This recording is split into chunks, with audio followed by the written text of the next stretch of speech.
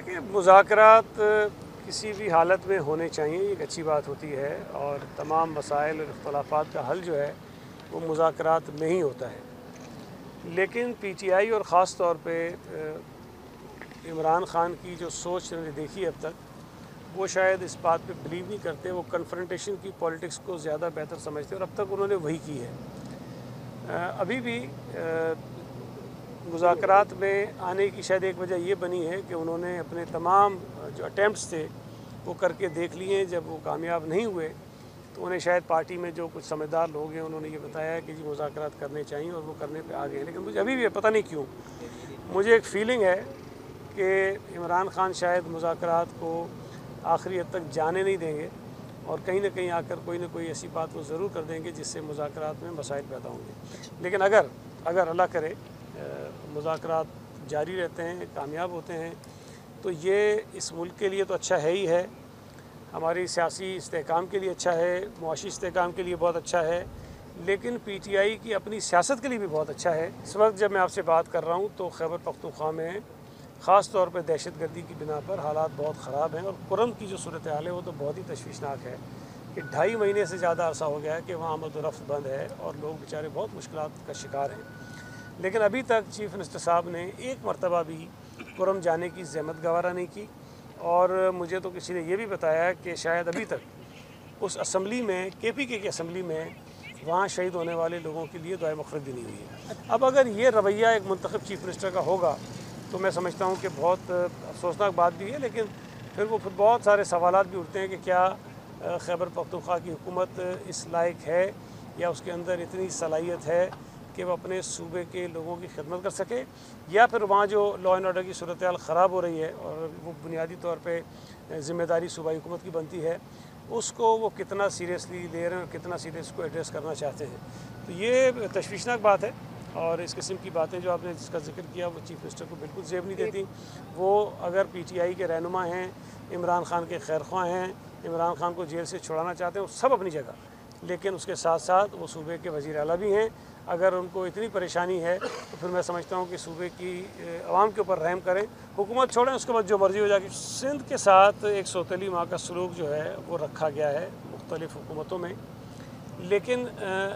فرق یہ ہے کہ پی ڈی ایم کی حکومت ہو اور یا موجودہ جو ایک حکومت ہے ان میں اور عمران خان کی حکومت میں، کہ پہلے وہ چیف منسٹر سندھ سے بات کرنے کو بھی تیار نہیں ہوتے تھے۔ اب کم از کم یہ صورتحال نہیں ہے، بات ہوتی ہے، میٹنگز ہوتی ہیں، جو ہمارے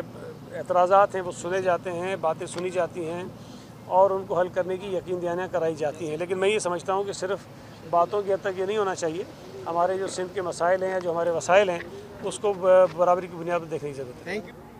پاکستان پیپلز پارٹی اور اس کی اتحادی جماعتوں نے 2013 میں ایک پرامن صوبہ پی ٹی آئی کے حوالے کیا تھا۔ آج اس صوبے کا ستیہ ناش اور بیڑا غرق ہو چکا ہے۔ لا اینڈ آرڈر کے حوالے سے اگر آپ کہیں، اس وقت امن و امان کی یہ سچویشن ہے کہ کچھ علاقوں میں آپ عصر کے بعد بھی نہیں گھوم سکتے ہیں۔ کورم کی صورتحال آپ کے سامنے، کورم میں جس قسم کی چیزیں ہو رہی ہیں، میں نے ان سب چیزوں کو دیکھتے ہوئے ایک آل پارٹیز کانفرنس بلائی تھی جس میں سوائے پی ٹی آئی کے تمام سیاسی جماعتیں موجود تھیں، اور پی ٹی آئی نے ثابت کیا ایک دفعہ پھر کہ ہم ہمیشہ امن نہیں چاہتے، انتشار چاہتے ہیں، ہم ترقی نہیں چاہتے ہیں، کیونکہ وہ جو اے پی سی تھی وہ امن کے حوالے سے تھی، کورم کے حوالے سے تھی، اور خیبر پختونخوا میں امن کے حوالے سے تھی، لیکن اس میں وہ نہیں آئے۔ اور آپ مجھے بتائیں کہ آج ان کو اکتوبر سے آج تک جو حالات خراب ہوئے، جب میڈیا میں چیزیں اٹھیں، سوالات اٹھے، آج ان کو خیال آیا کہ ہم نے کچھ نہ کچھ کرنا ہے۔ اور ابھی آپ دیکھیں، جس وقت میں نے اعلان کیا کہ میں کورم جا رہا ہوں، مجھ سے پہلے سی ایم صاحب بھاگے کہ میں جا رہا ہوں۔ اس کے ساتھ ساتھ اگر آپ دیکھیں اس وقت وہاں پر جس طریقے سے بچوں کی اموات ہوئی ہیں، آپ مجھے ایپیکس کمیٹی کے پہ بہت بڑا اعتراض ہے جو چیئر کرتا ہے سی ایم، کیونکہ جس شخص کے اوپر دہشت گردی اور انتہا پسندی کے ایف آئی آریں ہیں، وہ ہماری ایپیکس کمیٹی کا اجلاس چیئر کرتا ہے اور وہ کہتا ہے کہ میں نے امن لے کے آنا ہے۔ جس نے خود اپنا صوبہ ملیٹنٹس کے حوالے کر دیا ہے، آپ کہتے ہیں کہ یہ امن لے کے آئے گا۔ آپ مجھے بتائیں کہ آج تک صوبائی اسمبلی میں کبھی بھی کورم یا صوبے کے امن کے لیے کوئی آواز اٹھی ہو یا ڈیبیٹ ہوئی ہو؟ تو آپ نے اس صوبے کو میں نے کل بھی کہا ہے کہ وفاق کو چاہیے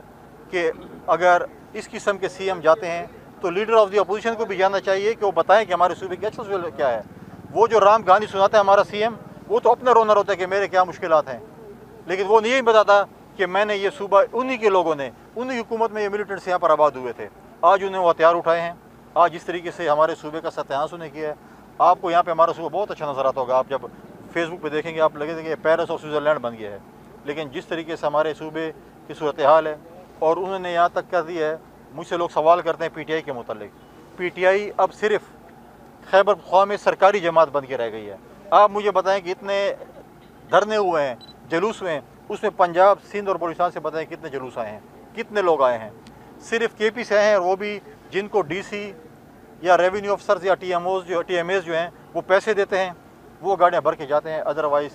तहरीक इंसाफ मुझे बताएं कि सिंध से कितने काफिले गए हैं, पंजाब के लीडरान हमारे सूबे में छुपे हुए हैं और आपसे वीडियो खिताबात कर रहे हैं। राज के जो है वो आइन में उसकी शिक मौजूद है। जब भी वफाकी हुकूमत समझती है कि सूबे के हालात इतने हद तक ख़राब हैं कि गवर्नर राज लग सकता है, वो तो वफाकी हुकूमत ने लगाना है। मुझसे ये मेरे पार्टी के लीडर से आज तक इस पर कोई मशावरत नहीं हुई है।